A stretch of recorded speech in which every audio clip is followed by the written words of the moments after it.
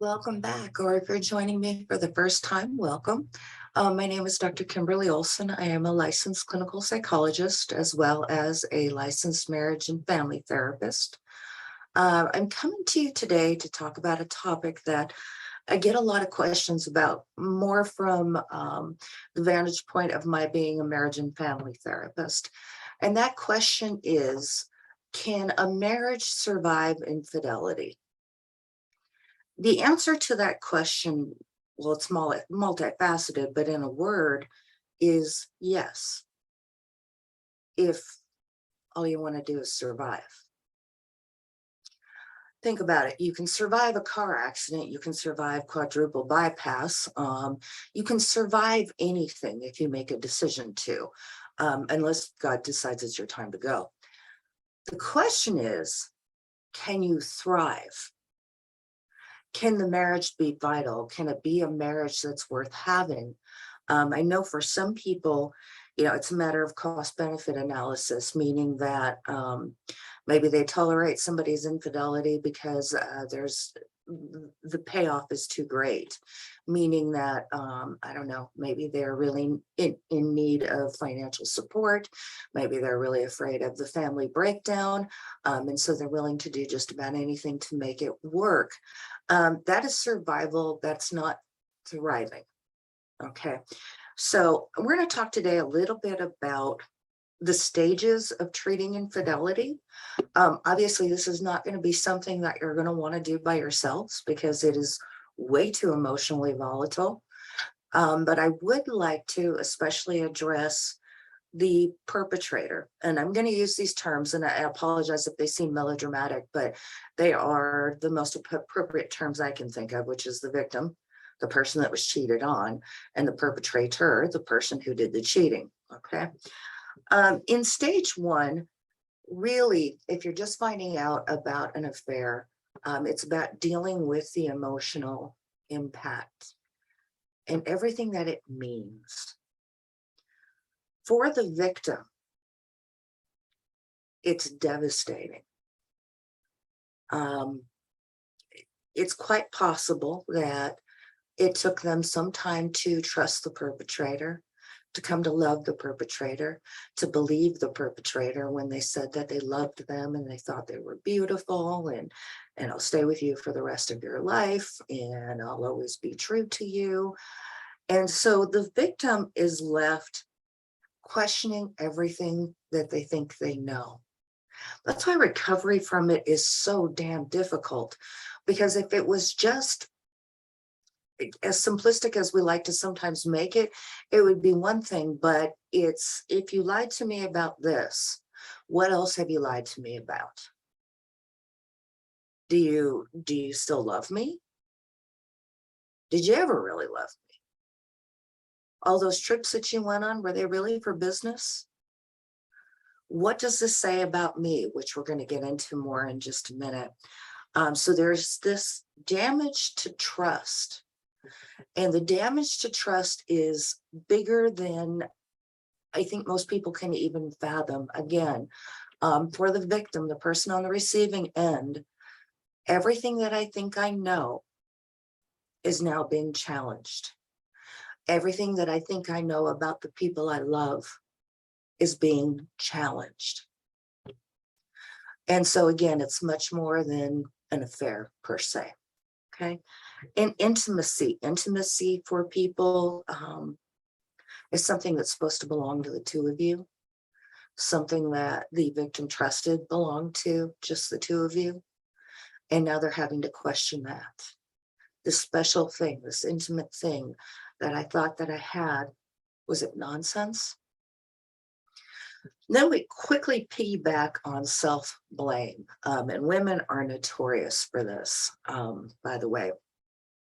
Is it because I gained weight? Is it because I'm getting older? I'm not as pretty as I used to be. Was it I'm spending too much time on my job? Am I somehow unworthy? And especially if you tend to have a narcissistic partner, they will be the first to sort of reinforce that belief that it was something about you. And what I need to share with you is that it's not. Even if you're spending all of your time raising babies, even if you're spending all of your time on your career, even if you are a lousy wife or husband, infidelity still isn't about you. Infidelity is about our personal integrity and the choices that we make. Okay. So I can be in a really shitty marriage and I can make the decision to leave. I can make the decision to pursue counseling. I can make the decision to sit my spouse down and say, something's got to give or I need to bail. Okay. But fidelity is an issue of personal integrity. Okay. So it doesn't belong to you. A person with integrity is going to remain loyal no matter what, or they're going to leave and make another choice. Okay. So the choice to commit the sin, so to speak, belongs to the other person. And it could be that they thought they could get away with it. It could be that they feel entitled, again, especially if you have a narcissistic partner. You've been spending all your time with the kids and there's no time for me anymore. Well, grow up. I mean, that's part of raising a family together. And you are entitled to your feelings of feeling alone, of feeling frustrated. And guess what? You're entitled to share those with your partner. That, however, is not justification for your poor integrity. You need to own that. Okay. Shame and humiliation. And I want you to think about this for a second. Even socially, we tend to blame the victim. Okay. If she had been doing what she needed to do at home, then he wouldn't have had to go outside his marriage. Okay. If she knew what to do to keep her man, then he wouldn't have come to me. And again, that's all a load of malarkey. That's all very self-serving, sort of narcissistic postulations. Again, loyalty and fidelity belong to the person, okay, and never to the partner. And so the victim comes out and maybe they've told a friend, maybe they've told a family member, and they're not often as supportive as you might think. Because it is so socially acceptable to victim blame, they might be even experiencing that from family or friends. And it's really bizarre. But when it comes to this issue, people's egos really come out. And what I mean by that is you will hear people say, I know what to do to get and keep my man. And the truth is, no, you don't. Because it's not about you. If it was about you, maybe that would be true. Or I know how to keep my woman. I know how to keep my woman satisfied. Okay. And again, the infidelity is not about you, or there might be some truth to that. But society tends to blame the victim. So now I want you to imagine that everything you thought you knew just got smashed. The trust that you thought that you had, the unity that you thought that you had, has now been smashed. And now on some level, not only personally, but socially, you're questioning if it was something about you. Maybe I deserved it. Okay, maybe I don't look as good as I used to. So there's all this shame.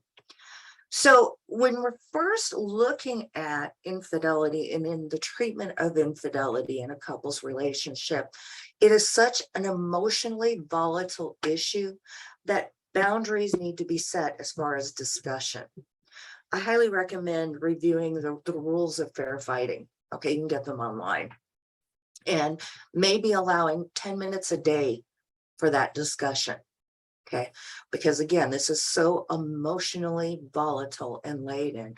And when the victim shares their feelings, and the shame of the perpetrator is triggered, and the perpetrator doesn't want to feel that shame anymore because they already feel lousy. And yet, the victim has the right to absolutely vent those feelings. Those are decisions that you made. So it's really difficult. So limit it, give it parameters to, like, I don't know, 10 minutes a day. When I'm treating a couple, we discuss it in session and not afterwards. We do other activities. Okay. We don't discuss it on the car ride home from the session, by the way.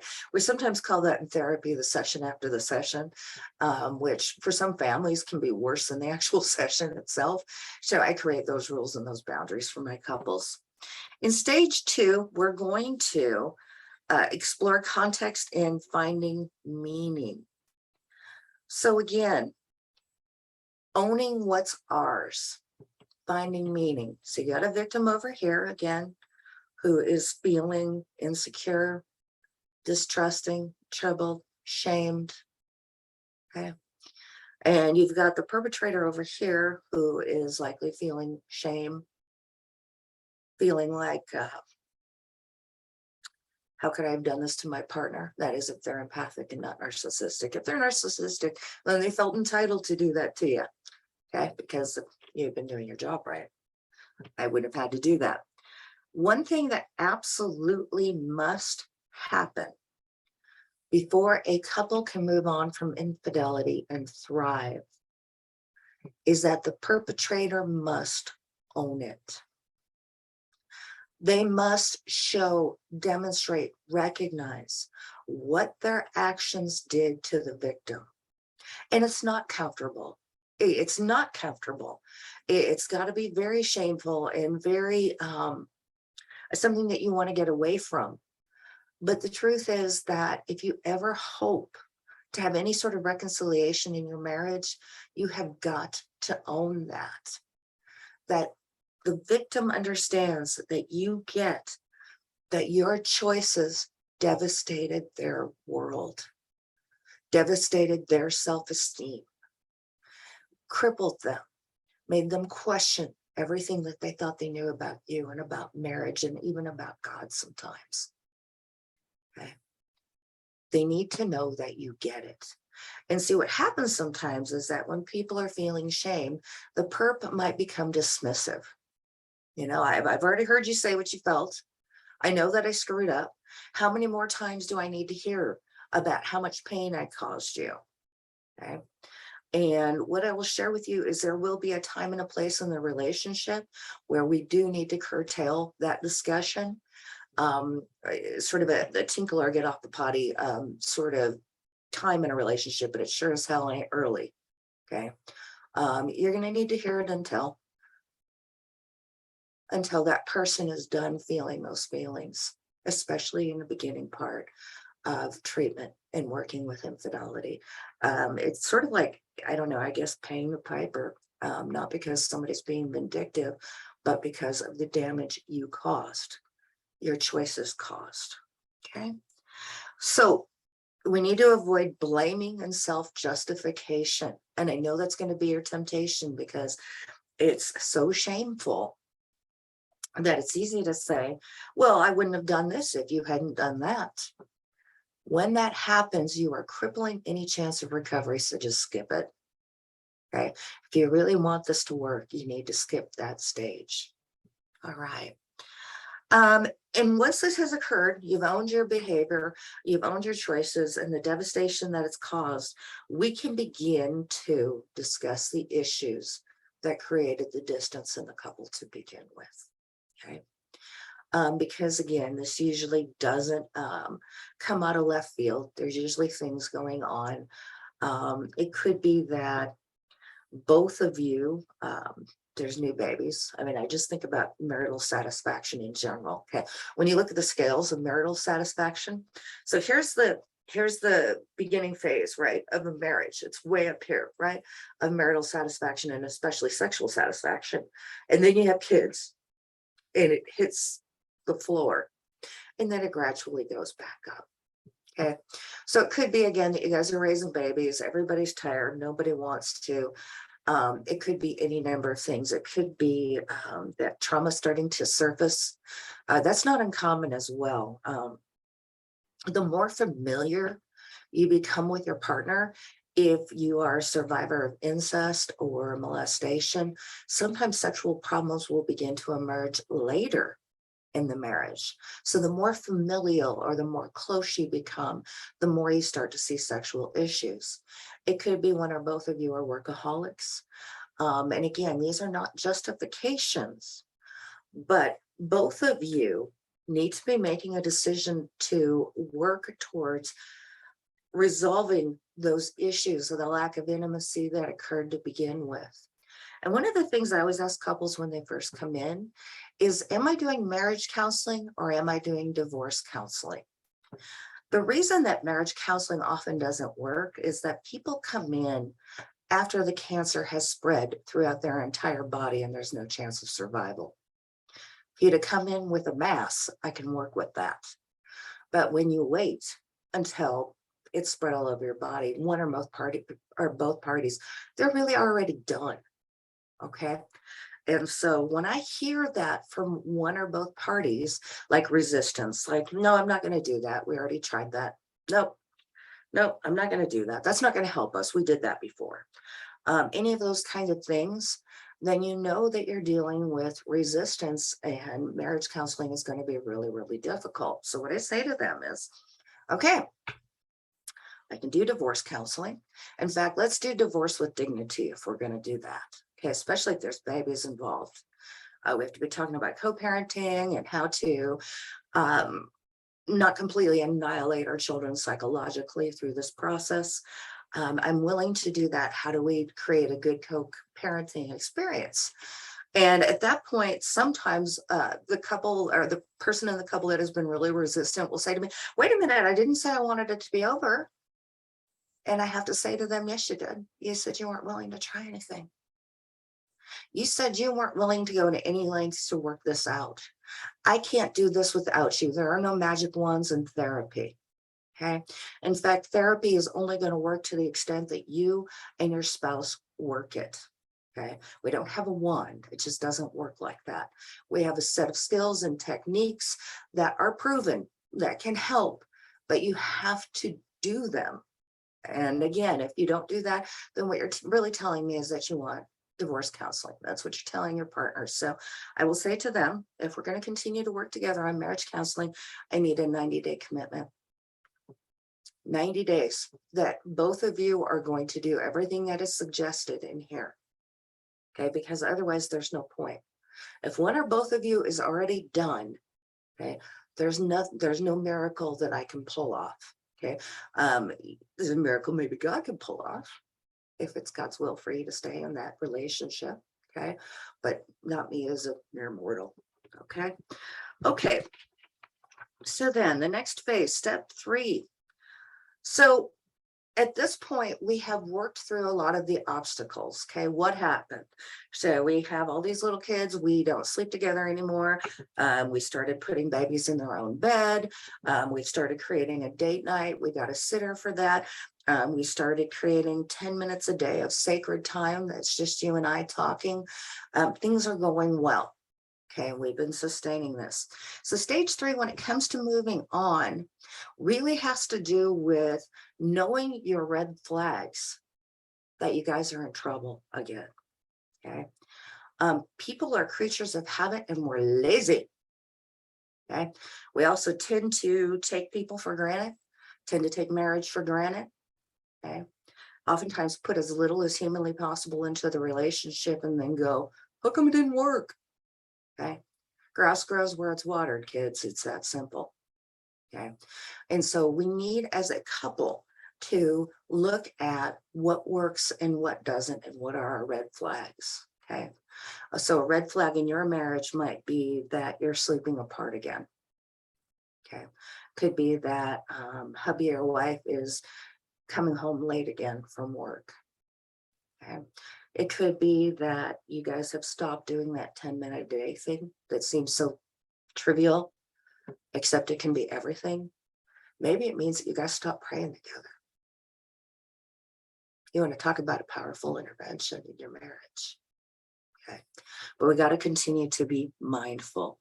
In the relationship, there has to be a commitment to do the relationship differently, because if there's not, okay, you do the same stuff expecting different results. It's just a matter of time. Okay. What's going to happen is that we're going to get out the fire extinguisher, put out the fire, which was the infidelity, and then slowly go back to doing exactly what we did to begin with that caused the problem, that caused the lack of intimacy, unless we continue to remain mindful. Without these things, certainly you can survive in marriage. Maybe you're one of those people that's a ride or die person, which is a topic for another video about why your self-esteem is in that place. So you can survive. I don't know. Maybe you guys make really good money and the money's worth it. Who knows? I don't know. But thrive is something different. In our marriages, we want vital marriages, marriages that are thriving, because it is in that we start getting some protection from those type of things. So again, if you are watching this video right now and maybe you're blaming yourself, just remember, infidelity is a decision that that person made. I don't care if you gained 300 pounds. Okay. Loyalty and fidelity is about the person. The other part, the reason I hear most commonly cited for infidelity from people in long-term relationships may not even be what you think, is boredom. Honestly, that's the most common. And so the husband is over there going, why are you so upset? Why are you so devastated? It was nothing to me. Okay. But that's a topic for another video. We will talk about the stages of relationships. So the only reason I shared that with you is that it's probably not about you at all. Okay. But that doesn't mean that you're not entitled to every bit of your feelings and all of your pain. So if you're in that position, please don't try and go through this alone. Okay.